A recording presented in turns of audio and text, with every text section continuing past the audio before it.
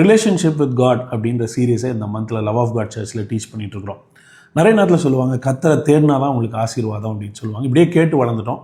கர்த்தரை தேடுங்கள்ன்ற நிறையா வசனத்தையும் படிச்சிருக்கிறோம். ஆனால் பைபிள் படிக்கும்போது நான் ஆச்சரியப்பட்டது என்னென்னா, இயேசு நம்மளை தேடிட்டு இருக்கேன்னு சொல்கிறார். பாவிகளை தேடி இங்கே வந்தேன்னு சொன்னார். ஆக்சுவலாக நம்ம கர்த்தரை தேடணுமா, கர்த்தர் நம்மளை தேடுறாரா? கன்ஃபியூஸ் ஆகுதுல.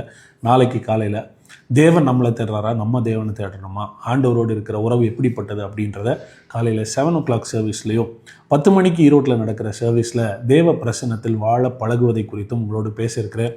இந்த ரெவலேஷன்ஸை கேட்டு நீங்கள் பிளஸ் ஆக ஆண்டவரோடு இருக்கிற உறவை கட்டி எழுப்ப உங்களை நான் அன்போடு அழைக்கிறேன். போன வாரத்தில் பழைய ஏற்பாட்டிலும் புதிய ஏற்பாட்டிலும் தேவனோடு உள்ள உறவு எப்படி இருந்தது என்பதை குறித்தும் கற்பனையில் தேவனோடு வாழ பழகுவது எப்படின்றதையும் பேசியிருக்கிறேன். அதனுடைய லிங்க்கை டிஸ்கிரிப்ஷனில் கொடுக்குறோம். அந்த மெசேஜஸையும் கேட்டு பிளஸ் ஆங்க.